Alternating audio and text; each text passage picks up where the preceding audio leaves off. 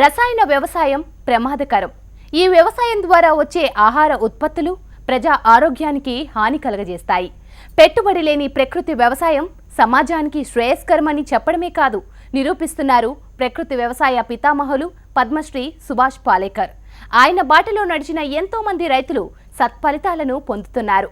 కానీ ఇంకా చాలా మంది రైతుల్లో ప్రకృతి వ్యవసాయంపై ఎన్నో సందేహాలు ఉన్నాయి. ప్రకృతి సాగుపై పూర్తి అవగాహన లేదు. అందుకే కొన్ని స్వచ్ఛంద సంస్థలు ముందడుగు వేసి రైతులకు రసాయన రహిత సాగుపై అవగాహన కల్పించే ప్రయత్నం చేస్తున్నారు.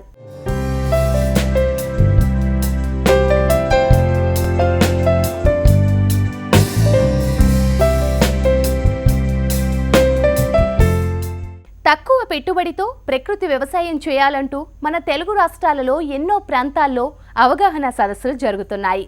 మొదట్లో ఇందుకు సంబంధించిన అవగాహన కాస్త తక్కువగా ఉన్నా ఇప్పుడు అందరి దృష్టి ప్రకృతి వ్యవసాయం వైపు మళ్లుతోంది. అదే దిశలో పలు స్వచ్ఛంద సంస్థలు ఇలాంటి కార్యక్రమాలు నిర్వహించేందుకు ముందుకు వస్తున్నాయి. కేవలం గ్రామాల్లో రైతులకు మాత్రమే కాదు, నగర ప్రజలకు ప్రకృతి సాగుపై అవగాహన పెంచే ప్రయత్నం చేస్తున్నారు అభ్యుదయ రైతు హరిబాబు. అందుకుగాను భాగ్యనగర శివార్లలో రైతుల కోసం ప్రత్యేకంగా శిక్షణ కార్యక్రమాన్ని ఏర్పాటు చేశారు. ఆ వివరాలను ఇప్పుడు చూద్దాం.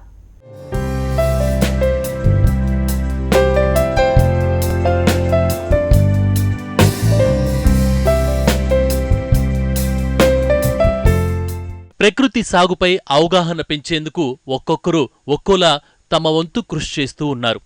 అందరూ ఆరోగ్యంగా ఉండాలంటే ప్రకృతి వ్యవసాయమే మార్గమని ప్రకృతి ప్రేమికులు అంటున్నారు. అందుకే దాన్ని దశా దిశలా వ్యాపింపచేసేందుకు స్వచ్ఛంద సంస్థలు ముందుకు వస్తూ ఉన్నాయి. శంషాబాద్ మండల్ ముచింతల్ గ్రామంలో స్వర్ణభారతి ఆడిటోరియంలో ప్రకృతి ప్రేమికుడు అభ్యుదయ రైతు హరిబాబు ప్రకృతి వ్యవసాయంపైన శిక్షణా కార్యక్రమాన్ని ఏర్పాటు చేశారు. ఇప్పటికీ తాను ప్రకృతి వ్యవసాయం చేస్తూ 10 మందికి దీని ఆవశ్యకతను తెలియచేసే ప్రయత్నంలో భాగంగా ప్రకృతి వ్యవసాయంలో రైతులకు మెళుకువల పేరుతో ఈ సదస్సును నిర్వహించారు. ఈ శిక్షణా కార్యక్రమంలో ప్రజాప్రతినిధులు, అధికారులు, 100 మందికి పైగా రైతులు, యువకులు పాల్గొన్నారు.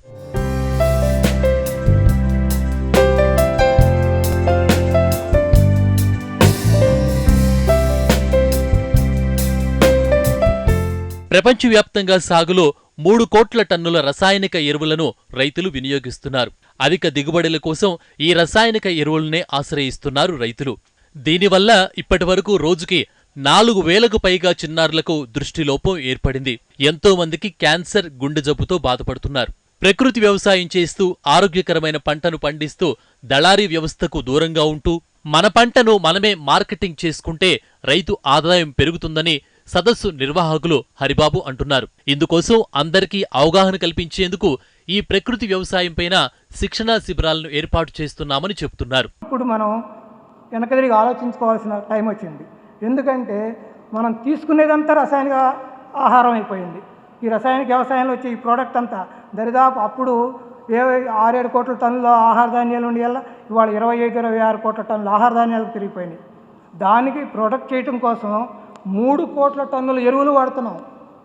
ప్రపంచం మొత్తం మీద 21 కోట్ల టన్నులు ఎరువులు వాడుతుంటే భారతదేశంలో 2,90,00,000 టన్నుల ఎరువులు వాడుతున్నాం ఈరోజు. ఈ ఎన్ని విష పదార్థాలన్నీ చేరి ఆహార పదార్థాలన్నీ రసాయనికమయమైపోయింది.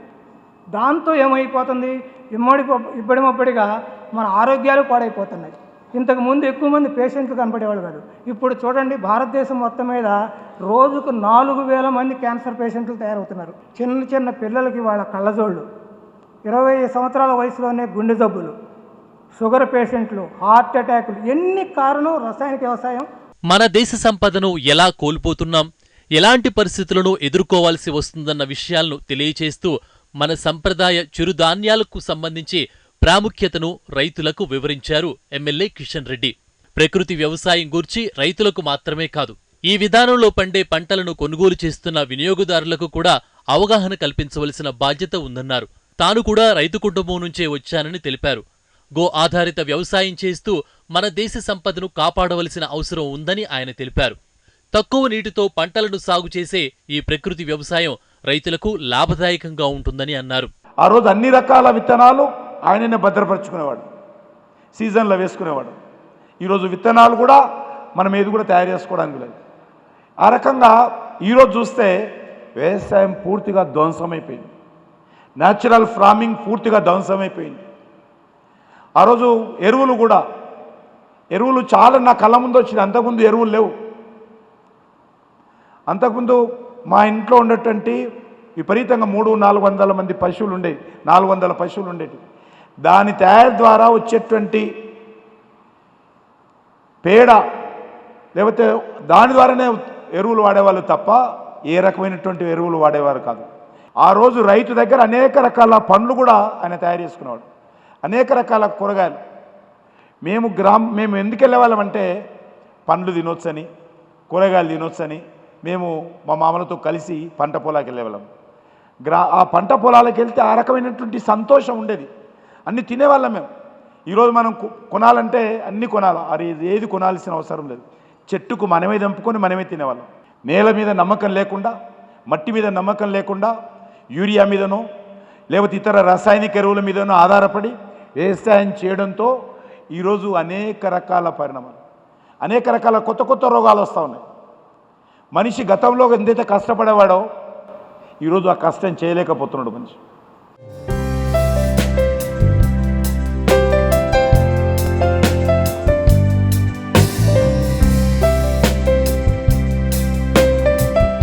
సమస్త ప్రాణకోటికి జీవనాధారమైన నేల క్రమేపీ విషతుల్యమవుతోంది. విచక్షణారహితంగా రసాయనిక ఎరువుల వాడకం, ఇతర కాలుష్య కారకాల ప్రభావంతో నేల సారం కోల్పోతోంది. ఇది మానవ మనుగడపై తీవ్ర ప్రభావం చూపే ప్రమాదం ఉంది. మన నేలలో తిరిగి సారాన్ని తీసుకురావాలంటే అది ప్రకృతి వ్యవసాయంతోనే సాధ్యమవుతోంది. నేల తల్లిని కాపాడితే రైతు బ్రతుకు బాగుపడుతోంది.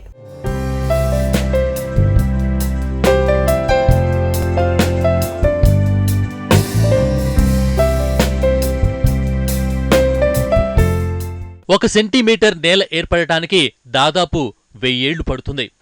భౌతిక, రసాయన, జీవ సంబంధిత లక్షణాలపైనే నేల ఆరోగ్యం ఆధారపడి ఉంటుంది. సాధారణంగా నేల నమూనాలలో 45% ఖనిజాలు, 25% నీరు, గాలి, 5% సేంద్రియ పదార్థాలు ఉంటాయి. ఆరోగ్యవంతమైన నేలల్లో కార్బన్ ఎక్కువ శాతం ఉంటుంది. ఇది నేలల నిర్మాణం, నీరు నిల్వ చేయటంలో, పోషకాలను స్థిరీకరించడంలో ప్రధాన పాత్ర పోషిస్తుంది. స్థూల, సూక్ష్మ రంధ్రాలు సమాన నిష్పత్తిలో ఉండి వర్షపు నీరు ఇంకిపోకుండా నిలుపుదల ఎక్కువగా ఉంటుంది. కానీ ప్రస్తుతం మనం పాటిస్తున్న వ్యవసాయ యాజమాన్య పద్ధతులతో నేలలో కార్బన్ శాతం తగ్గిపోతోంది. నేల కోతకు గురవుతున్నది.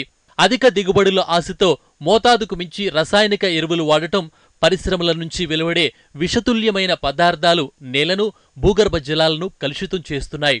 పోషకాల సమతుల్యత లోపించి సూక్ష్మ పోషకాలు నశిస్తున్నాయి.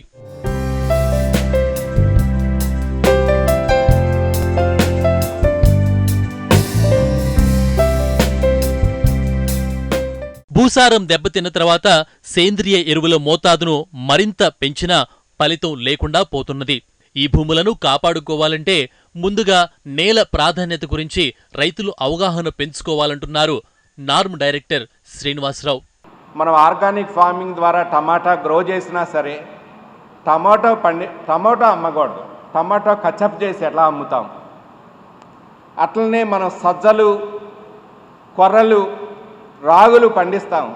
అవి దానికి మార్కెట్ దగ్గర దానికి వాల్యుయేషన్ చేసి పిండిలాగా హైదరాబాద్లో అందరికీ డయాబెటిక్ షుగర్ ప్రపంచంలోనూ భారతదేశంలో అతి ఎక్కువ షుగర్ బీమారి అంటే చక్కెర వ్యాధిగ్రస్తులు మన హైదరాబాద్లో ఉన్నారు. ప్రతి వాళ్ళు మన సజ్జ, మన కొర్రలు, రాగులు, జొన్న రొట్టెలు తినడానికి ఉన్నారు. రైతులు పంట కోతలు పూర్తయిన తర్వాత పంట అవశేషాలను సాధారణంగా అదే పొలంలో కాలుస్తారు. అలా చేయటం వల్ల భూసారం కోల్పోతుంది. కాబట్టి నేల విషయంలో దానికి కావలసిన పోషకాలు అందించే అంశంలో రైతులు మెలకువలు నేర్చుకోవాలి. కారణాలు ఏమైనా సరే వరి గడ్డిని అంటే మిషన్లు వస్తున్నాయి, వచ్చే మిషన్లతో హార్వెస్ట్ అయిన వరి గడ్డి పశువులకి వెళ్ళట్లేదు, దాన్ని పొలంలో కాలుస్తున్నారు. పంట అవశేషాలని పొలంలో కాల్చడం అనేది, పంట అవశేషాలు, నేల ఆరోగ్యం అనేది మన నేలలు మన దేశ సంపద అన్నమాట. దేశ సంపదను సంరక్షించుకోవటానికి పంట అవశేషాలంటే క్రాప్ రెసిడ్యూస్ చాలా ముఖ్యమైనవి. అవి నేలలోకి వెళ్ళాలి, పశువులన్నా తినాలి, నేలలోకన్నా వెళ్ళాలి. కానీ పంట అవశేషాలని కాల్చడం అనేది నా పద్ధతి ప్రకారం చాలా కష్టమైంది. బట్ ఒక రకంగా బ్యాన్ చేయాలని నేను ఆంధ్రప్రదేశ్ గవర్నమెంట్ని అలానే తెలంగాణ గవర్నమెంట్ని, అంటే దాంట్లో కొన్ని సాధ్యాలు ఉన్నాయి, అసాధ్యాలు ఉన్నాయి. అసాధ్యాల్ని సాధ్యం ఎలా చేయాలి అనేది టెక్నాలజీ రూపంలో మనం తీసుకెళ్ళాలి.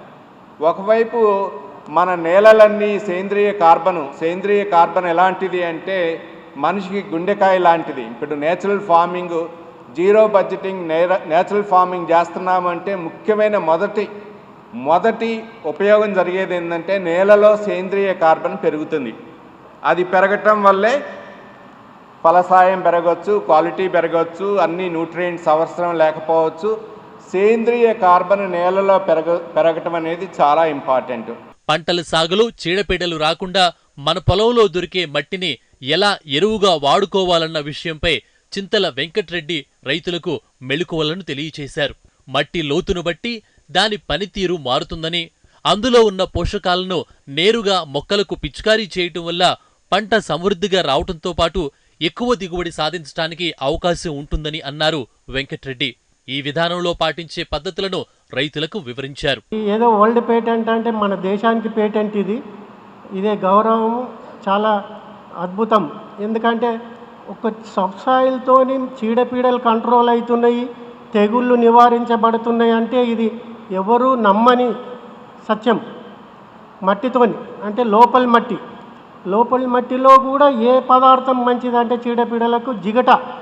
ఆ జిగట అనేది వాటికి ఆ చీడపీడలకు జీర్ణం కాదు, అవి తిన్నా కానీ మనం స్ప్రే చేసినప్పుడు. మళ్ళీ అట్లాగే వాటి శరీరం మీద పడ్డా కానీ వాటికి శ్వాస గ్రంథులు మూసుకుపోయి పురుగులు చనిపోతాయి. మళ్ళీ ఎంబడే స్ప్రే చేసినప్పుడు ఎండుమట్టి కదా, దాని పోషకాలన్నీ ఆకు ద్వారా వేరు దగ్గరికి వెళ్ళిపోతాయి 1 గంట 2 గంటల్లోనే. అంటే ఇన్ని మహత్యాలు ఉన్న మట్టిని మనం ఇగ్నోర్ చేస్తున్నాం. ఇగ్నోర్ అంటే మనం వేసే పంట 2 అడుగులు 3 అడుగులే వెళ్తుంది, 4వ అడుగు కిందిది ఇంకా అది వాడని మట్టి అవుతుంది, కొత్త పోషకం. పై మట్టిలో ఏ పోషక పదార్థాలు ఎందుకు ఎక్కువ ఉంటాయంటే ఈ భూమి మీద ఎన్ని జీవరాశులు చచ్చి బతుకుతున్నాయో అన్నిటి ఆయిల్స్ అంటే గడ్డి డీకంపోజ్ అయినా ఏదైనా పంట అవశేషాలు డీకంపోజ్ అయినా వాటిలో ఉన్న ఆయిల్స్ అన్నీ పైకి వస్తాయి, నీటి ద్వారా పైకి వస్తాయి. కనుక పై పొరలలో 1-2 ఇంచులనే చాలా మంచి శ్రేష్టమైన ఎన్పీకే ఉంటుంది. కనుక పై మట్టి లోపల మట్టి 2 మిక్స్ చేస్తే పై మట్టిలో ఉన్న పోషకాలు అందుతాయి, లోపల మట్టిలో జిగట ఉండి చీడపీడలు నివారిస్తుంది. మళ్ళీ లోపల మట్టిలో పై మట్టిలో లేని పోషకాలు కూడా దానికి అందుతాయి.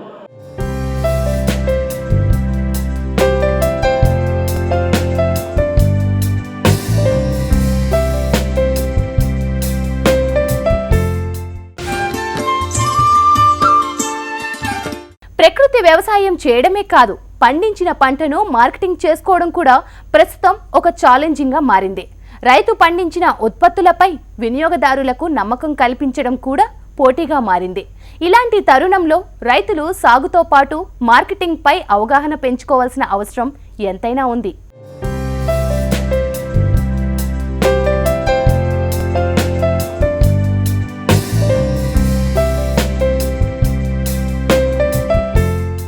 ప్రకృతి వ్యవసాయంలో జీరో బడ్జెట్తో వ్యవసాయం అందరికీ సాధ్యమవుతుంది. కానీ ఆ పండిన పంటను మార్కెట్ చేసుకోవటమే రైతు ముందున్న ఛాలెంజ్. మార్కెట్లో ప్రతి వస్తువుకు ఓ ధర ఉంది, వాటిని ఉత్పత్తిదారులే నిర్ణయిస్తారు. కానీ రైతు పండించిన పంటలకు మాత్రం తాను ధర నిర్ణయించే స్వేచ్ఛ లేదు. ఎప్పుడైతే రైతు దళారులు లేకుండా తాను నిర్ణయించిన ధరకు పంటను అమ్ముకోగలుగుతాడో అప్పుడే రైతు రాజవుతాడని అంటున్నారు ప్రకృతి రైతు లావణ్యారెడ్డి. ఆంధ్ర తెలంగాణ మొత్తంకి బస్సులలో తీసుకెళ్ళి అమ్ముకున్నామండి మేము. అట్లా అమ్ముకున్నా కూడా చాలామంది ఏమన్నారంటే వీళ్ళు కూలీలలాగా ఊర్లో అమ్ముకోక ఊరు తిరిగి అమ్ముకుంటున్నారు, వీళ్ళకే మిగులుతుందని కూడా అన్నారు. ఎక్కడికి పోయినా కూడా ఒకరినొకరం తిట్టుకున్నా కూడా చెరొక బ్యాగ్ తీసుకొని వెళ్ళేవాళ్ళం మేము. అంత కష్టం మీద మార్కెటింగ్ సంపాదించుకున్నాం మేము ఇవాళ. పోయినసారి వరకు కూడా మేము వెహికల్ తీసుకొని హైదరాబాద్లో అపార్ట్మెంట్లోకి ఇచ్చేవాళ్ళం. ఈ సంవత్సరం మా ఇంటికి వచ్చే మా ప్రోడక్ట్ని తీసుకెళ్తున్నారు. అంటే మనం పండించిన పంట ఒక ఎత్తు అయితే అమ్ముకోవడము ఇంకొక ఎత్తు. ఇవాళ ప్రతి దానికి రేటు నిర్ణయించుకుంటున్నారు. ఒక వాటర్ బాటిల్ కానీ, ఒక సబ్బు, ఒక షాంపూ కాడ నుంచి వాళ్ళు రేటు నిర్ణయించుకున్నారు, ఒక కూలి మనిషి. కానీ పంట పండించిన రైతు మాత్రం రేటు నిర్ణయించుకోలేకపోతున్నాడు. ఎప్పుడైతే రైతు సొంతంగా రేటు నిర్ణయించుకుంటాడో అప్పుడే రైతు రాజు అవుతాడు. అప్పటి వరకు బికారే. అందరు చెప్తున్నారు రైతు రాజుని చేస్తాం, ఇంకా 10 ఇన్పుట్ సబ్సిడీలు ఇచ్చినా రైతు రాజుగాడండి. ఇంకొక 8 కాదు 16,000 ఇచ్చినా రైతు రాజుగాడు. ఎప్పుడైతే రైతుకు మార్కెట్లో రైతు రేటు నిర్ణయించుకున్న రేటు ఎప్పుడైతే కల్పిస్తారో కేంద్ర రాష్ట్ర ప్రభుత్వాలు, అప్పుడే రైతు రాజు అవుతాడు. విత్తనం కొనుగోలు దగ్గర నుండి కోత వరకు రైతుకు కష్టాలే. కాబట్టి 10 మంది రైతులు కలిసి ఒక వేదికను ఏర్పాటు చేసుకోగలిగితే రైతులకు ప్రయోజనకరంగా ఉంటుందంటున్నారు రైతు లావణ్య. ఎంతో మంది సాఫ్ట్వేర్ ఉద్యోగులు సేంద్రియ ఉత్పత్తులను ఆన్లైన్లో అమ్ముతున్నారు. కానీ వాటిని ఎంతో శ్రమతో పండించినా మనం అమ్ముకోలేకపోతున్నాం. అందుకే రైతులంతా తమ ఉత్పత్తులను గురించి వినియోగదారుల్లో నమ్మకాన్ని పెంచాలి, విస్తృతంగా ప్రచారం చేయాలి. తద్వారా తమ పంటలను మార్కెట్ చేసుకుని మంచి ఆదాయాన్ని పొందవచ్చు. ఎప్పుడైతే 10 మంది రైతులం కలిసి ఒక వేదికను తయారు చేసుకుంటామో, 10 పంటలు ఒక వేదిక మీదకి తెచ్చుకుంటామో, 10 పంటలకు రేటు ఎప్పుడైతే నిర్ణయించుకుంటామో అప్పుడు రైతు రాజు అవుతాడు. అదే సాఫ్ట్వేర్ అబ్బాయి వ్యవసాయంలోకి వచ్చి పండించినా పండియకపోయినా మనకు అదే 50 రూపాయలు ఇచ్చి ఇలా 400 అమ్ముకుంటున్నాడు. మరి మనం ఎందుకు అమ్ముకోకూడదు? సాఫ్ట్వేరు కుర్చీలో కూర్చొని ఆన్లైన్లో మార్కెటింగ్ చేసుకుంటున్నాడు.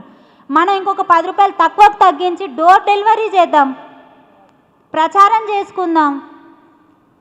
మనకేన్నదా అని 6 గాలం కష్టపడి పండిస్తున్నప్పుడు ప్రచారం చేసుకుంటే తప్పేముంది అంటారు ప్రజలు. కొన్ని రోజులు అంటుంటారు, వాళ్ళు తిరుగుతారు, ప్రచారం చేసుకుంటారు, అమ్ముకుంటారు. వాళ్ళు మంచివా, నిజంగా పండిస్తున్నారా, వాళ్ళు ఏం మందులు కొడతలేరా, అన్నీ ఉంటాయి. డౌట్ పుట్టినాకనే మనం పుట్టినాం. ఫస్ట్ మనకు డౌట్లే. కాబట్టి ఎవరేమన్నా సరే మన వస్తువును మనం అమ్ముకునే విధంగా చేసుకోవాలి ఫస్ట్. మార్కెట్లో ధర లేదని పంటను దళారులకు తక్కువకు అమ్ముకోకుండా ప్రతి రైతు విత్తనాన్ని ఉత్పత్తి చేయగలిగితే మంచి ఆదాయాన్ని పొందటంతో పాటు రైతులకు నాణ్యమైన విత్తనాన్ని అందించిన వారమవుతామంటున్నారు లావణ్య.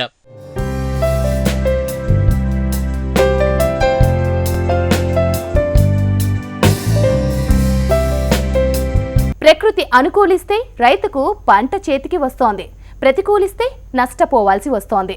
రైతులు తమ పొలాలలో ఒకే రకమైన పంటను కాకుండా అంతరు పంటలు సాగు చేసి మంచి ఫలితాలను సాధించవచ్చు. ఒక పంటలో దిగుబడులు తగ్గినా మిగతా పంటలో ఆదాయాన్ని పొందవచ్చు.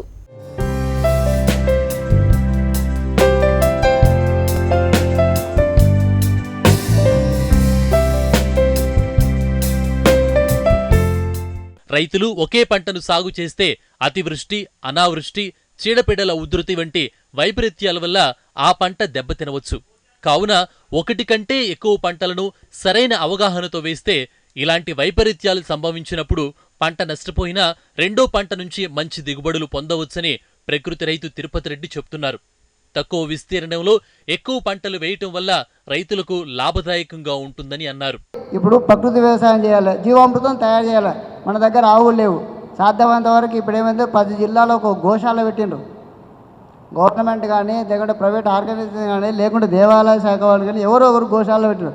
అక్కడ వెళ్తే మీకు ఆవు మూత్రం దొరుకుతుంది, ఆవు పేడ దొరుకుతుంది 100%. ఇదొక్కటి ఖచ్చితంగా మీరు తెచ్చుకోండి, వాళ్ళు ఫ్రీగానే ఇస్తారు. లేదంటే ఏదో 50 100 అంతే, అంతకన్నా ఎక్కువే ఉండదు. ఇది మంచి సొల్యూషన్ చూడండి, 100%. దీనికి ఇంకా ఇంతకన్నా మించింది మీకు ఎక్కడ దొరకదు. ఇంకా నేను ముఖ్యంగా హార్టికల్చర్గా నేను ఇప్పుడు ప్రస్తుతానికి నేను హార్టికల్చర్ చేస్తున్నా.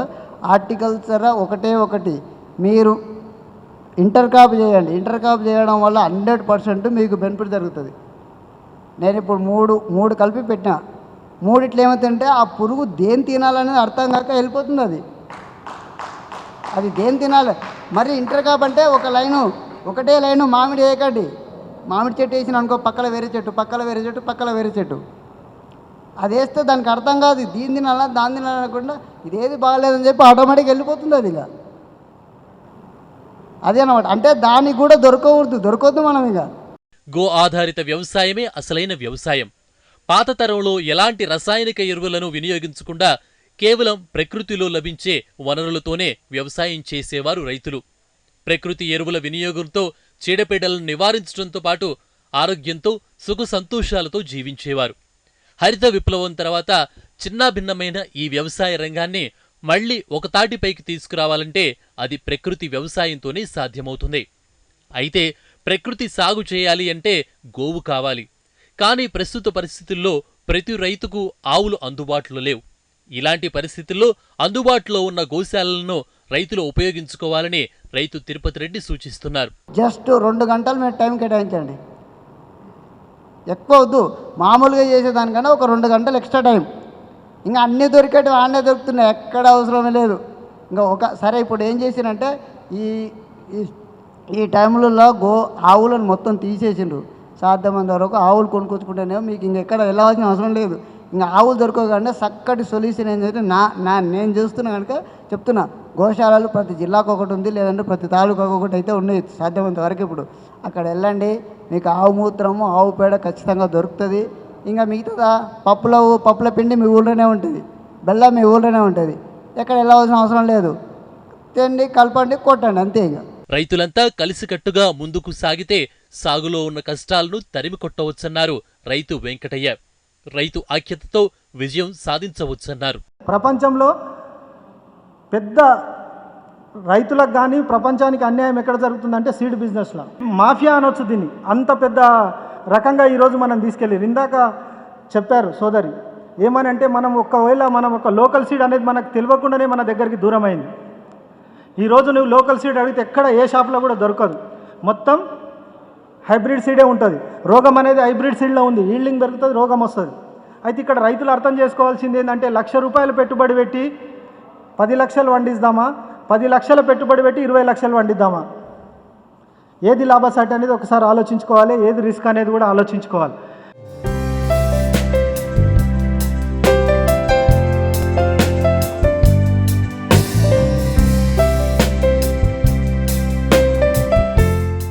ప్రకృతి వ్యవసాయంలో స్థానిక వనరులతో తక్కువ పెట్టుబడులతో దిగుబడులు తగ్గకుండా ఆరోగ్యకరమైన పంటలు పండించడానికి అవకాశాలున్నాయి.